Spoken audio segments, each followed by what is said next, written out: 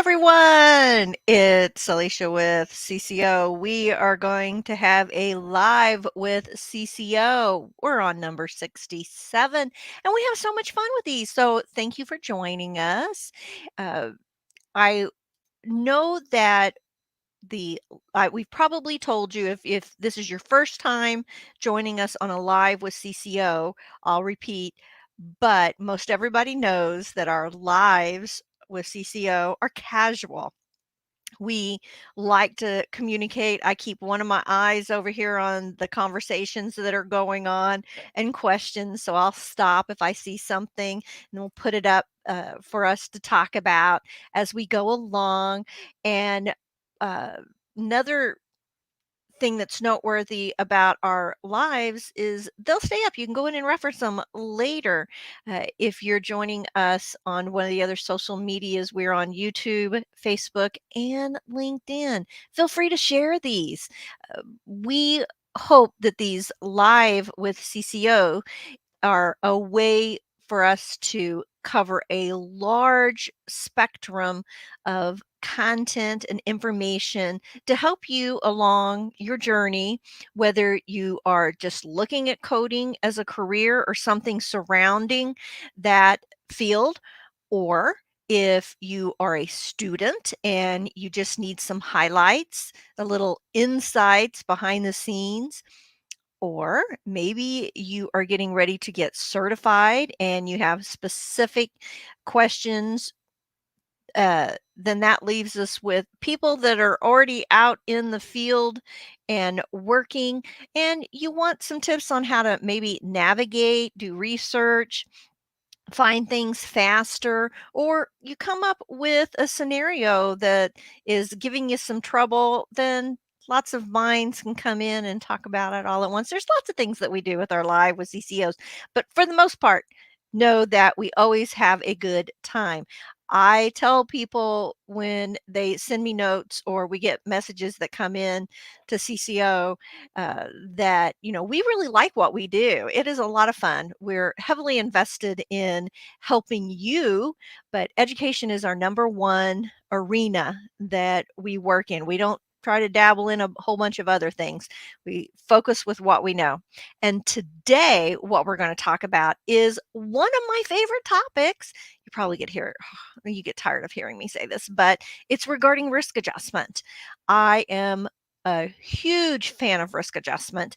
It's been around since the late 80s, and kind of again behind the scenes. Not a lot of people talked about it that much, but it is not the wave of the future anymore. It is here, and if you are not knowledgeable about risk adjustment, you're behind the times. So we thought that it would be a good idea to let you know more information about our number one resource for risk adjustment and looking up codes. Again, if you've been with us, you know that we are big fans of Find a Code. And it's not just because their colors are purple and our colors are purple and green. That's helpful. But one of the reasons that we like them so much is they are heavily invested in educating as well, just like us.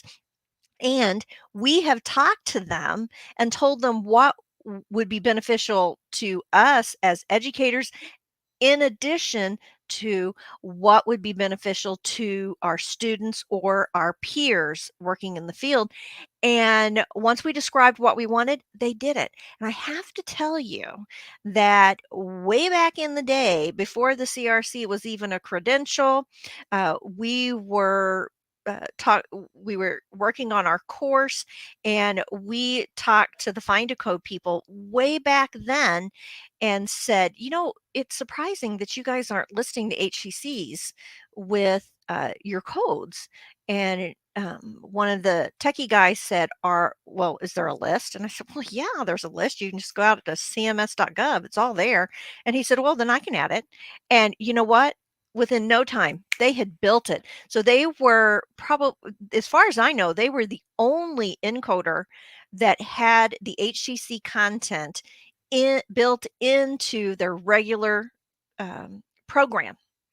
And that meant if you brought up a code, it would tell you up in the corner that it was an HCC before it was even a thing to do, which again, that also endeared them to me, that they listened and created something very, very user friendly. You know what? Let's go look at several of the benefits or ways to do research with Find a Code. Now, don't get me wrong, there's other encoders out there, and a lot of encoders are provided by your employer.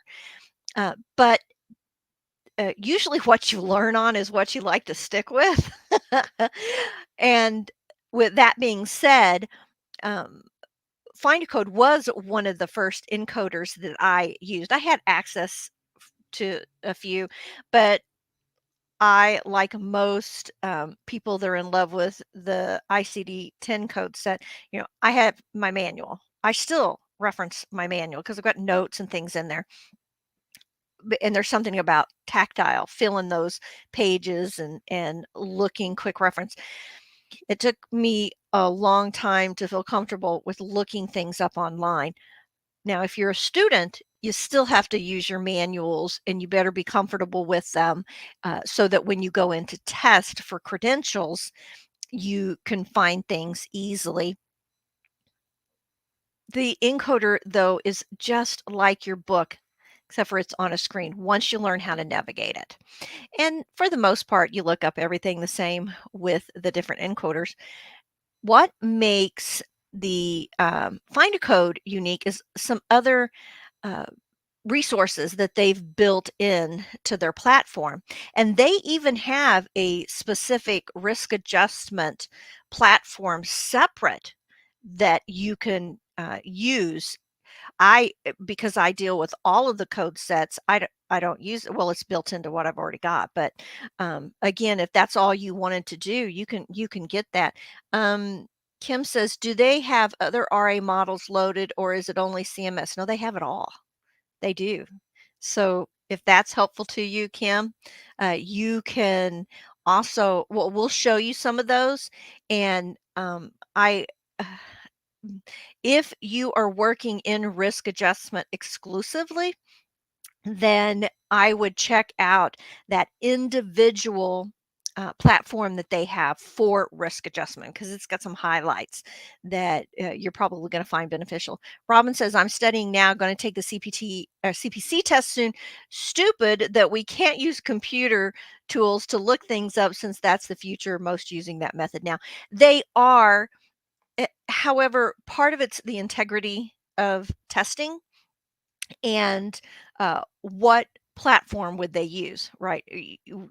Everybody that tested would, if you went to a testing center for a HEMA, they'd have to be able to provide you with an encoder, and then that would have to be paid for. And yeah, there are a lot of dynamics that would be really difficult to do that with. And the AAPC is only now getting to where they're using online, where everything has to be on camera. So you can't be jumping out to platforms while you're taking the test. Otherwise, there's just no way to make sure that you're using a secure platform. Um, oh yeah, Siddhartha makes a very good point. Make sure to bat your books. It was a lifesaver in the test. Thank you for saying that. I just want to do a little shout out since she brought that up. Laureen created this technique that we say the bat technique, which there is the website if you want to go look at it, the cco.us/BHAT. And that was done in like 99. She created that. And she even, you can go out to our YouTube channel and she talks about how that was created, why she did it, and when she started teaching it back then. And back in the day, we used to bat the entire CPT manual and actually visually show you the pages. It was all, and then that was sent to you when you purchased it back when we were using discs, remember? And then the AMA came back and said you can't do that. there's a copyright on, and someone technically could print out every single page that you did and make their own book, and that's not right. So we stopped doing that. Now we have go to the website link, and we literally tell you page by page how to annotate without showing the manuals and stuff. But I don't know whether to take it as a compliment or as a just the frustrations involved.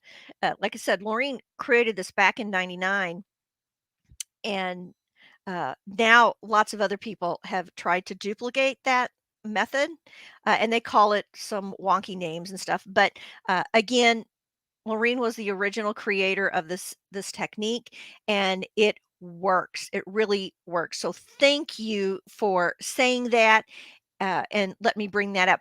Now, going back to Find a Code, did you know we have worked with them? And a lot of times when you bring up a code, it will have the bat symbol or BHAT trademarked name, and you can click on that, and it will highlight and annotate, highlight the code for you, just as if you were doing the bat technique in your manual. So again, we really appreciate Find a Code working with us, and that might assist you to help you do the bat technique. I'll show you a little bit of that.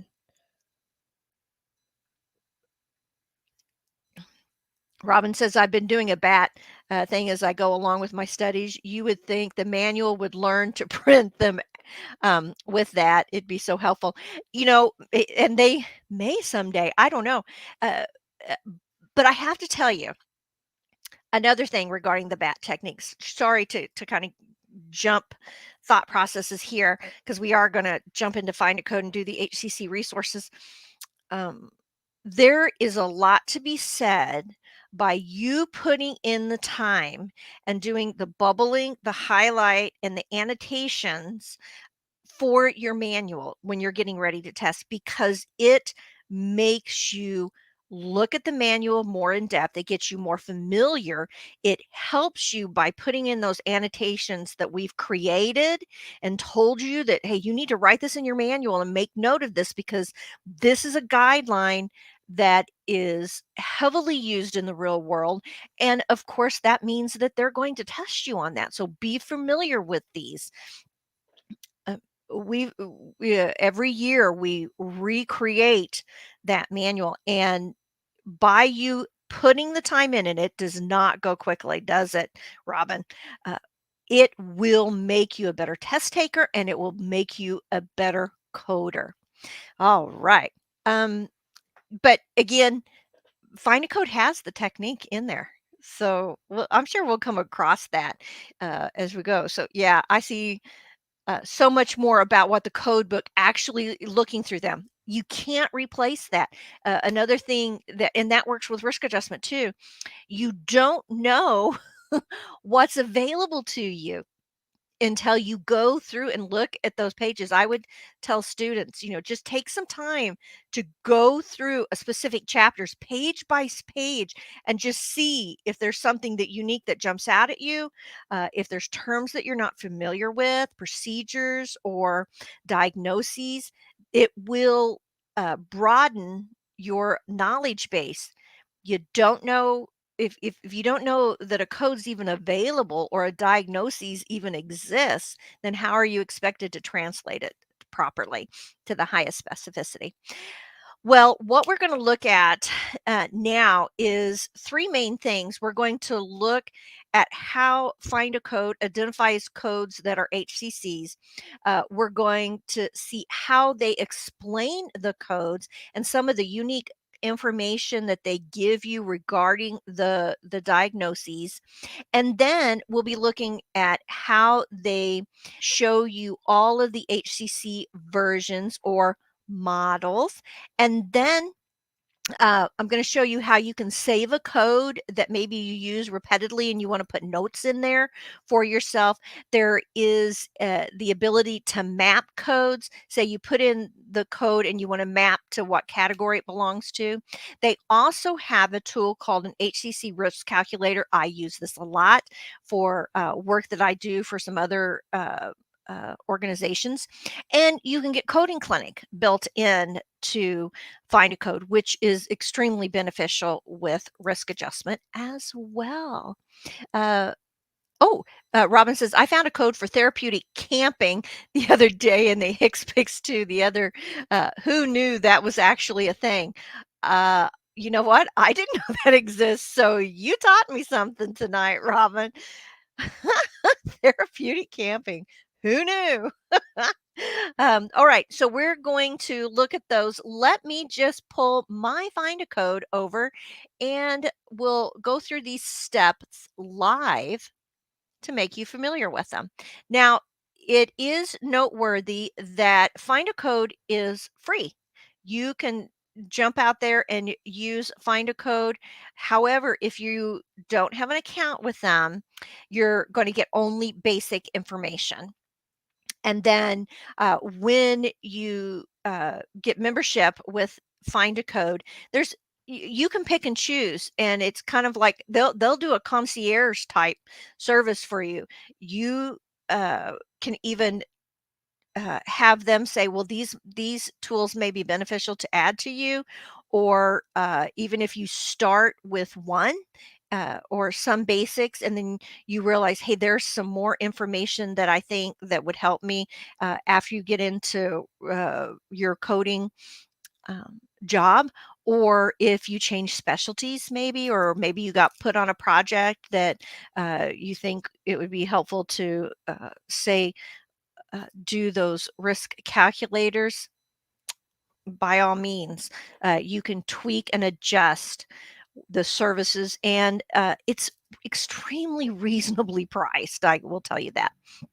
Now, uh, there are a few attributes that I really like. One is that if you already know your code, but you need the information to get to, say you know the first part of the code, or say you already know the code. So let's just pick one that I know. Oh, let me get up here. You can do a search this way. So if we do I50.32, that's CHF, and there's so many different types. So we've got chronic systolic or chronic diastolic congestive heart failure, I50.32. I want to bring it to your attention, all of these little icons, and you can hover over them. So we know this is a chronic condition.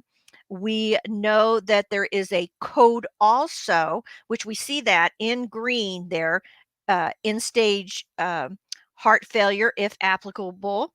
And then also there is, hey, there's a code first guideline that says, that states that if the patient has these following conditions, like heart failure due to hypertension, or maybe the pregnancy involved, stuff like that, uh, these codes would go first. Then we have an E1. We know now that there's an excludes. There's also an excludes 2.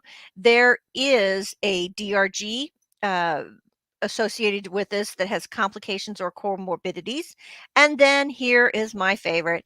This carries an HCC. Now, what it doesn't tell you is right there is, hey, is this a CMS HCC or an HHS HCC?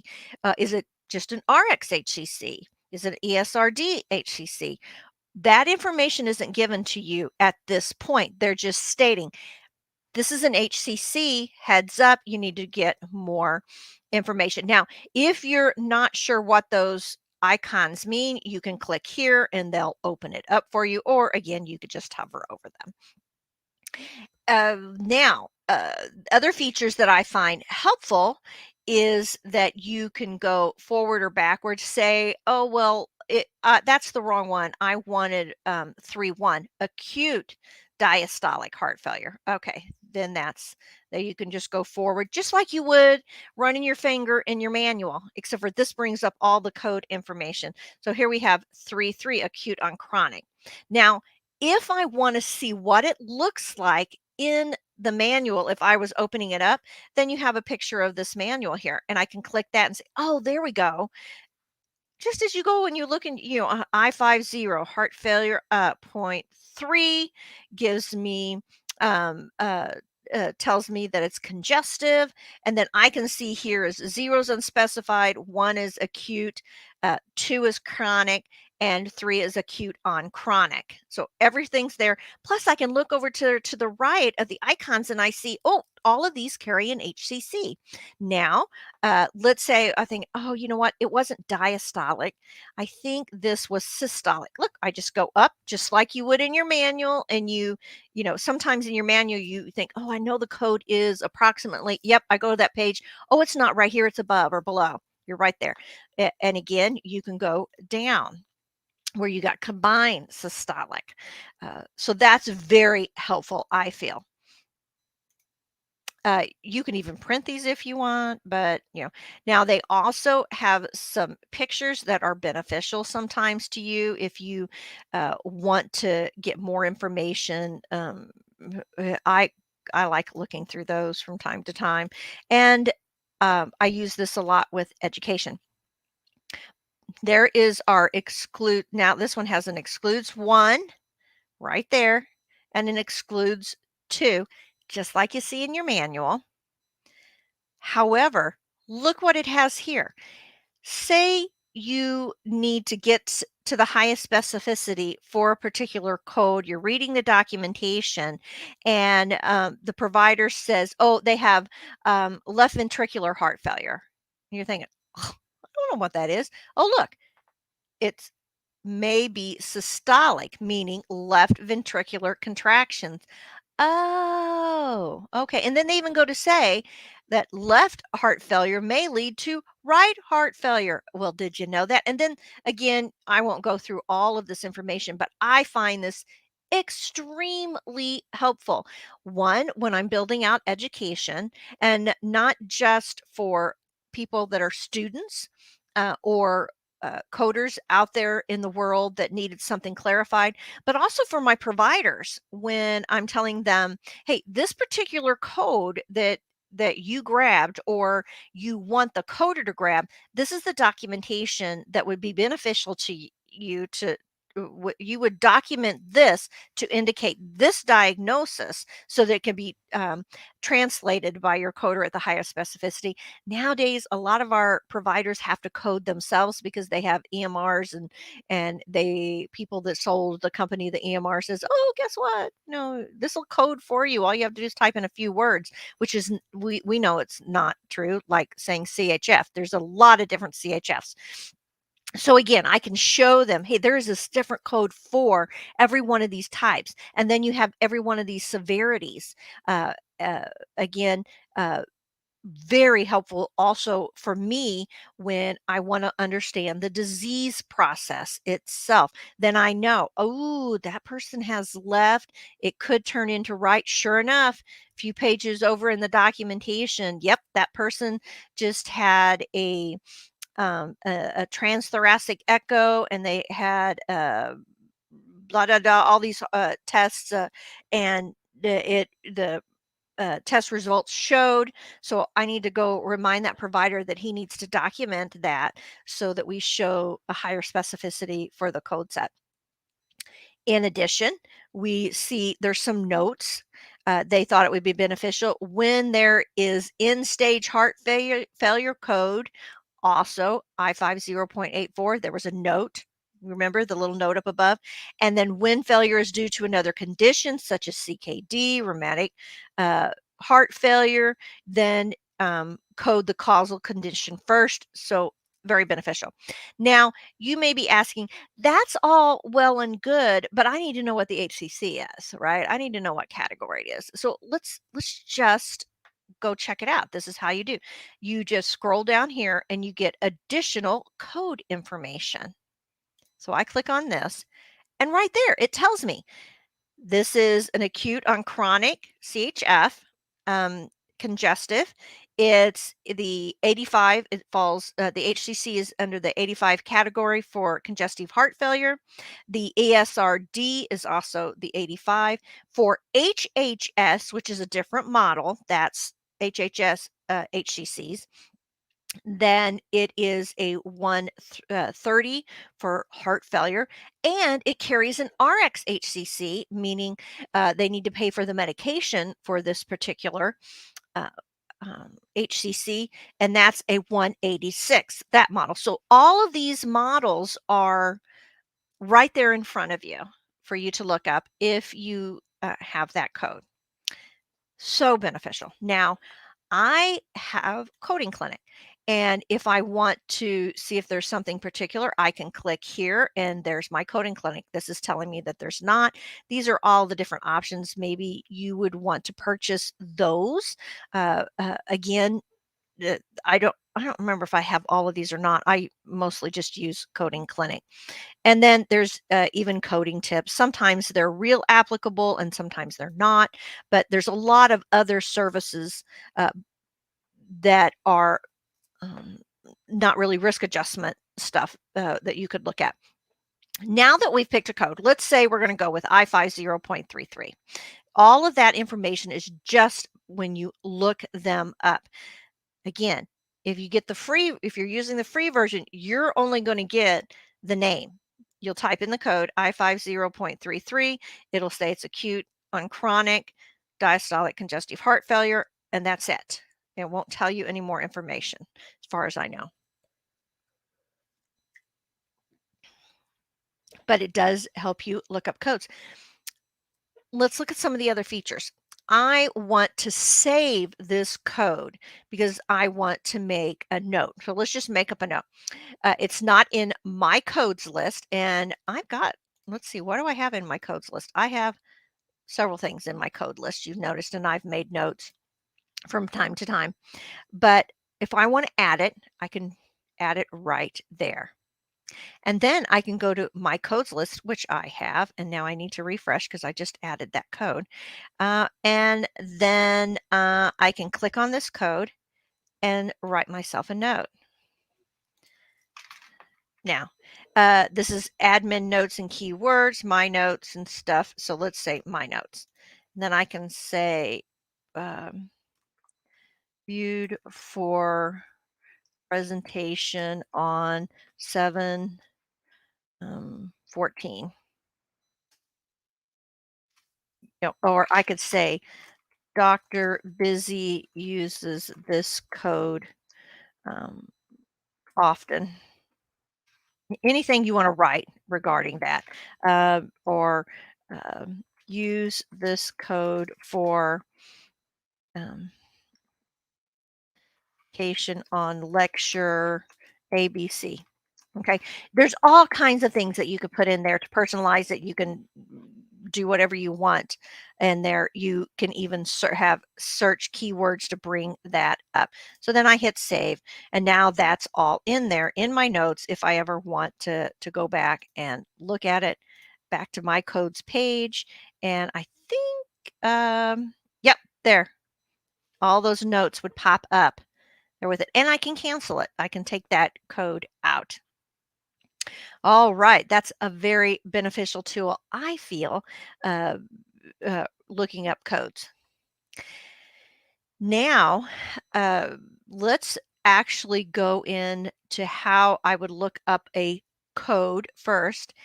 It would be a diagnosis code. So I go into codes, I look under diagnosis, I go into ICD-10. Now there's several tools here. If I'm just wanting to look up in the index, I'll click here, and let's say I want to look up what failed? Kidneys. Let's see if I can find kidney. And then it says diabetic, no, acute kidney failure. Acute kidney failure, unspecified, 17.9. Then I can click on that and it will bring up that code, and then I can go through the whole process again. I know it's an HCC, so if I want to go see where it lands, it's a CMS, it's an HHS, and it's ESRD with it. So that's really nice, isn't it? Okay, let's go back to we've picked a code. Let's just pick that code. Now, if I want to look at other ICD-10 things that are beneficial. I can look at the specific guidelines. I could go neoplasm table. I've done that while doing my HCC stuff, but look over here. That I'm going to show you a couple ways to find this. Here is the HCC risk calculator. There is now an ICD-10 validator, but this calculator extremely beneficial. There's two ways to get to it. You could go there, like codes, and then come over here and pick it, or you could go to tools, calculators. These are all of the different calculators that they offer. And here's two specific areas that they offer that I find beneficial, that's risk adjustment exclusive. So let's open up this risk score calculator. And then after that, we'll go look at the MAPA code. I use this quite a bit because I need to do audits for providers, and I want to show them their gap score. And also the difference in documenting to the highest specificity. So if the provider put in the patient has CHF, that's going to be I50.9, right?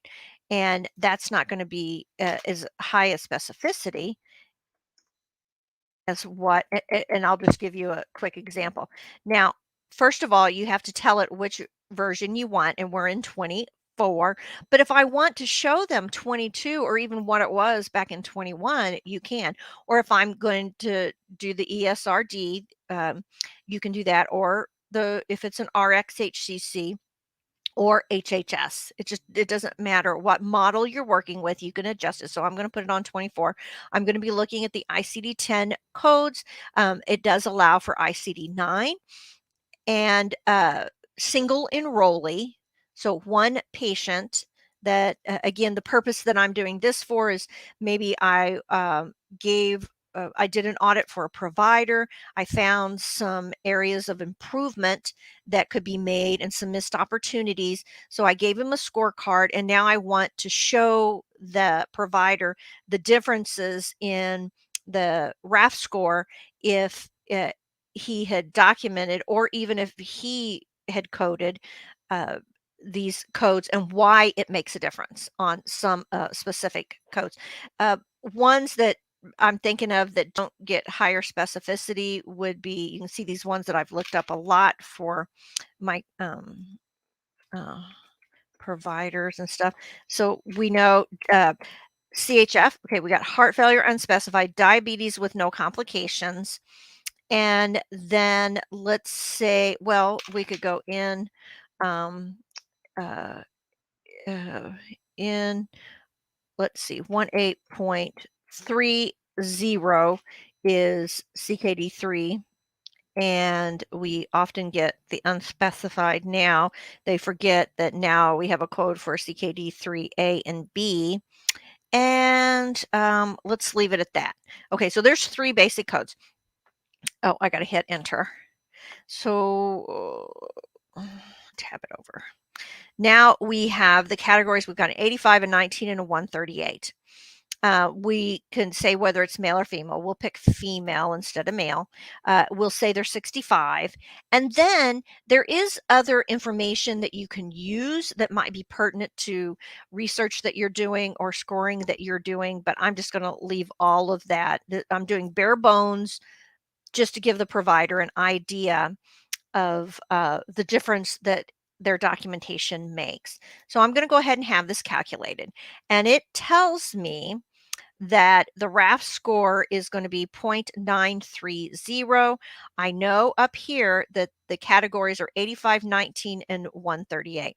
Just off the top of my head, I know that if this patient has CKD, that's a complication. So they shouldn't be using E1 1.9.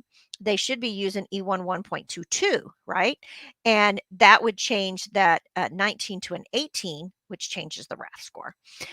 So here we see they've went ahead and they put in the formula for the demographics, the three HCC categories. We have those. Then condition, they got a bonus. Whenever you have a diabetic that has CHF, they get a an additional plug. And then also CHF and renal complications gets an additional plug, uh, because those those conditions together in a patient raises the complexity and severity, and so therefore it costs more money. Now, this is something that happened just a couple years ago, that they started giving these bonuses to specific interactions and categories, which the three main ones are diabetes, CHF, and renal complications. Now, and there's one for cancer too. Now, the subtotal, so the normalization factor and the coding pattern adjustment and stuff, this is all the stuff that ends up being done by the MA plans tweak these and CMS tweaks this. Uh, However, um, most of the time you're not dealing with that. They go ahead and add it in, right? Uh, some of this stuff is regional and kind of behind the scenes.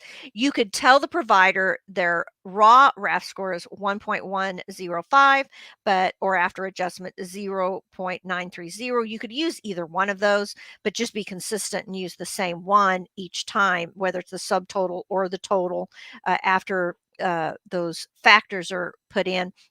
Now, again, you don't have to get that detailed when you're telling them unless you're doing budgeting stuff. That all being said, uh, they give it to you, which is really, really nice. Now, this still is a raw RAF score. There's additional information and tweaks that CMS does if this same information was coming back from CMS. So again, that's noteworthy for your providers if they say, well, you said it was a 0.930, but when I got the information from the powers that be, they said it was a 1 point, uh, 2 point something. It's like, yes, because we're doing a raw RAF score. We can still show the comparison. So, what I want you to do is remember 0.930.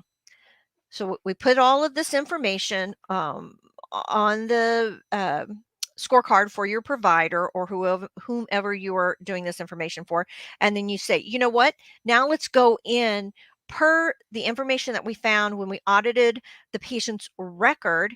And we see that they had gone to the cardiologist, they did the RNF or whatever that is. I can't remember how, I just mostly look at it as a symbol instead of what it actually is. And we know that our patient is, what do we say, a 3-3? So we'll say, okay, now that patient is now an acute on chronic diastolic congestive heart failure. That's still an 85. Didn't make a difference, right? However, we know that our patient has um, diabetes and a heart condition, as well as diabetes and CKD. This is now a 2-2 because of the CKD. Let's say they are a stage 3, we'll make it a 1. And then we would, you know what, I'm not even going to add the additional, say we don't have the linking for the heart trouble with um, the diabetes because it wouldn't change the diabetic score anymore. It's going to stay at 18. And what do we get now? Everything else is the same. So now let's calculate that because we've got an 85, 18, and a 138. You know what? Let's not do that. Let's make this a 5 because that would make that significantly different. Would that be a 2, 3? Let's look. No, no, that's not valid. What was I thinking? 1 through, um, no, we'll just keep it at 2.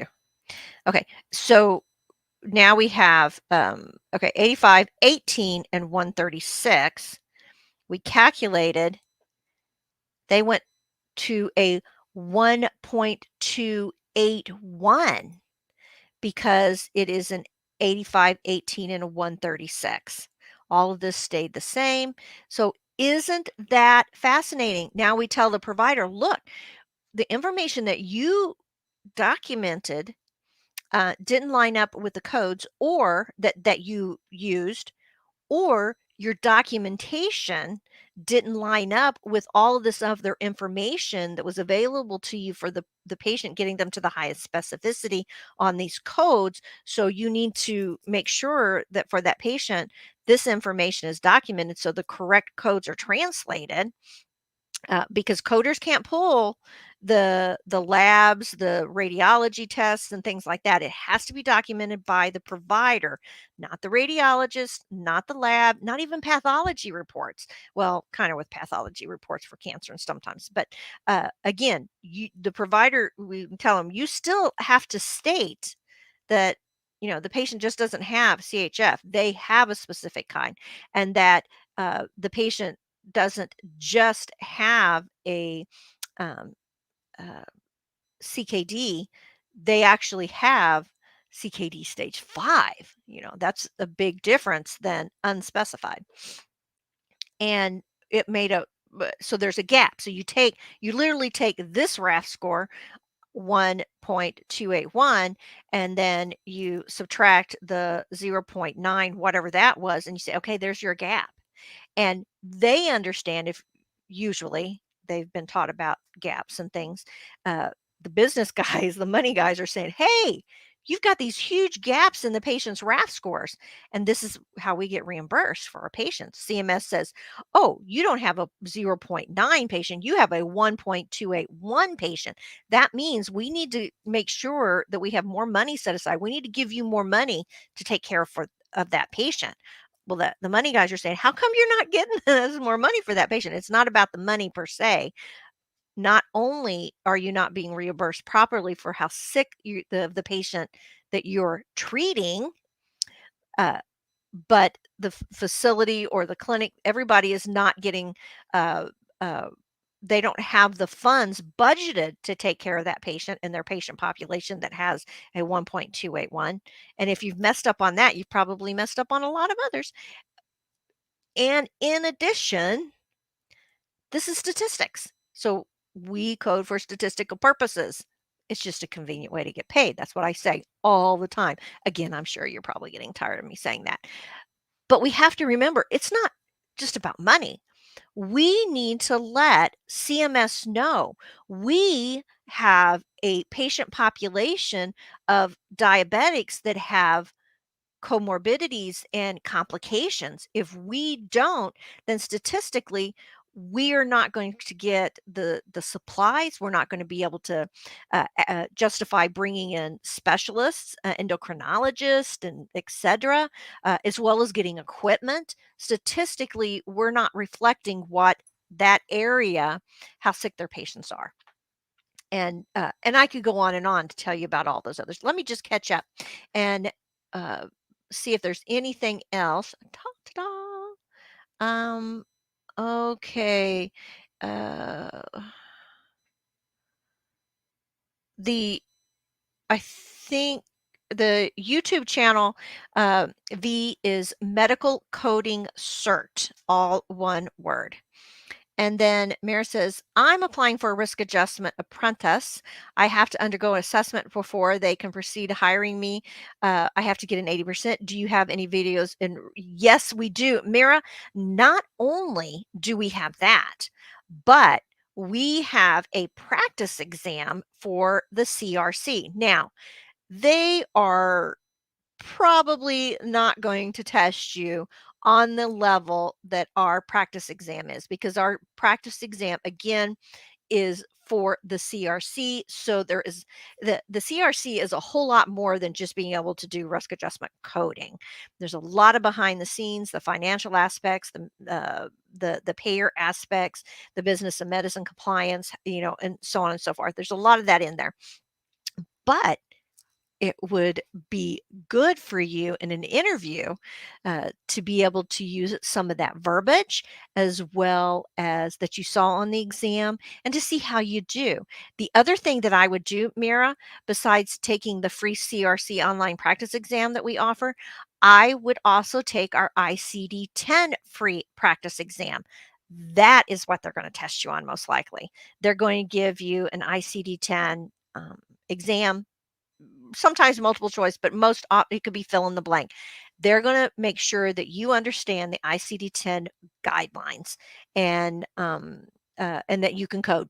Because just because you pass the exam doesn't mean that you can code in the real world. So I would also take the free ICD-10 practice exam, and both of those will get you set up and prepared for your apprentice interview and exam that you need to take. Absolutely. And if you have any questions, hey, jump over to our forum and feel free to ask them. If you're not already in our CCO club, it would, behoove you to do that as well. Robin, that is hard part about all of this. Let's see. Da, da, da. Recently received my CRC. That is fantastic, the real VB. I'm currently a senior coding research analyst, will be applying for the risk adjustment auditor with my current company soon. Fabulous. That is fantastic. Congratulations on the CRC. Honestly, people, we used to talk a lot about what credential to get after you got the CPC or the AHEMA CCS, what would be the most beneficial to you. And again, there's lots of really good credentials. My thoughts have changed through the years, and the CRC honestly probably would be my next choice, uh, because so much of what we're doing now is in risk adjustment. It To me, the exam wasn't as hard as the CPC. You can't take it without taking a course because again, it's more than just coding. There's all of this other stuff that I'm showing you now that you need to know. Uh, However, uh, when you have the CRC, that also proves to them that you have auditing skills. So I wouldn't worry about getting an auditor's and stuff.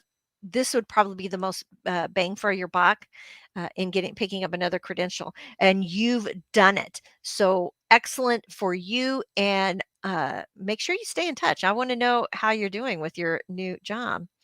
And let's see. Devil's in the details. That's right. Okay. I think I'm caught up. Yeah. Okay. So let's go look real quick. Now that we know how to look things up, let's go back to one of those other tools. I just think this is a brilliant tool. Well, not the ICD-10 validator. Go to tools, the different calculators, and I've used a lot of these calculators. Let's go to this ICD-10 map. Now, notice here we can put in which version we want. It automatically defaults to 22, but let's put in CMS 24. That's the version we're in right now. Don't um you know, what this is going to do is give you a tool to allow you to look up real quick what category code is. Now, if it's just one code, just look at it in the search. You probably know what the code is. So let's say it's end-stage renal disease, and you're going to just type in, in 18.6, and then you'll see the HCC. You can drop down and see the category. But what if you've got several codes? And you think, oh gosh, I got to know what groups they're in for whatever project that you're doing. Well, it's easy. All you have to do is use this tool. And so remember, did um, we did I50.33, right? And then I can put in more in 18 point, we did 5. And let's say our patient, I don't want to get into too many things. If we did CHF, if we have hypertension, then we can say 13 point, 0, I guess. And where's it 1? I can't remember.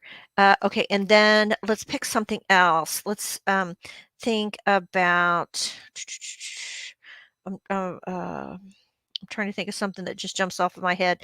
I look at codes all day long, and there's so many of them. I kind of like they become my friends. I feel like I see them. That's maybe warped. I don't want you to think that I make friends with codes, but let's just stick with those 3. Okay, so now we come up here and look, it says that, oh, by the way, nope, this one's wrong. That one's going to be a 1 because the patient is a 5. So let's see if that maps differently. Nope, it's not 1. It's I13.01. It's not 2, is it? Yeah, it is. Yeah, okay. Uh, so notice here's and since we did that, that's an interesting thing. So our CHF is an 85, our CKD is a 136. Then we get two categories that the hypertension code pulls. Uh, we get the connection with CKD, and then we get the connection with CHF. So it's an 85 and a 136. Now, these would be dropped. There's a whole formula. It's different things. You don't submit multiple categories and things, but at least now I know. It's like, oh, okay, we need all of those listed. They got to be built out. However, when we're submitting a RAF score for the patient, it's going to drop one of the 85s. And it's going to drop one of the I36s or 136s. So we know that you won't have multiple categories when it gets sent up to CMS. But what if I didn't, realize that it did those? It was, oh, let's, here we go. Let's give the guy C61 prostate cancer, malignant prostate. Then we added a 12. So now what are we submitting to CMS? Which categories? 12, 85, and 136. That's what our patient is because you don't do duplicates. But now I know what they are, and that made that quick for me to look that up. Right? Super, super simple. I really, really do enjoy being all these little tools. Now, there's another little tool that I use a lot. I'm going to tell you real quickly because we're getting close to the hour. Uh, is that when I do ICD-10, sometimes I'm thinking, I I want to do this presentation. I want to come up with some code. So let me build a code, but I need to kind of look at it from a different angle. Than I need suggestions of codes to give this example. So I'll come over here, and this is build a code. And this would be the equivalent of looking up something in the index. Let's say it was, let's do neoplasms. So every neoplasm that the patient that could be used, and then I think, you know what? It's going to be a malignant, and it's going to be so we got to click. It's going to be in this range, and then do. Oh, you know what? I want it to be a secondary neoplasm. Oh, okay. Now I have secondary neoplasms and unspecified sites, lymph nodes. You know what? Man, what do I want? Respiratory diastole. Let's just give him lung cancer, and right lung. Uh, there we go. So it built the code C78.01. So then I can click on that, and I can jump out here and say, does this meet my needs for what I wanted to use as an example? And then I look, and it's like, oh yeah, it does. Look, and it even gave me all of this information. And then I can remind them that the information, that make sure that they specify laterality and some other stuff. Oh, and by the way, I happen to know that secondary neoplasms risk adjust higher than primaries because it's already metastasized, right? So it's a sicker patient. And so that would be an 8. Very good to know, right? Um, versus a primary lung cancer. And look, it'll even tell you excludes. No, it didn't. I thought it might give me the primary. Interesting. I can build my education or my examples, or if I'm just studying, then I can go through and think, oh, wait a minute. Now, let's see. Let's go back. What's the difference between primary and secondary? You can actually put them in there on that category list, right? And see the two different uh, HCC categories that the patient falls into with primary and secondary cancers. And explain to your provider why it's important that they know all of those. Let me just go ahead and downsize this. I think we covered everything. Uh, I showed you the coding. Could I show you the coding clinics? No, I don't think I did. Let me just show you that really quickly. Oh, I did. There just wasn't a coding clinic for that. That one that we looked at. So I can show you here. Oh, there's 4 coding clinic articles, and here they are. Uh, psych, cytokine syndrome, blah blah blah. We can look here, and then it'll even bring up the. Sometimes it'll have the code that you're mentioning highlighted in there regarding some type of. Oh, there was a clarification for this particular one. There you go.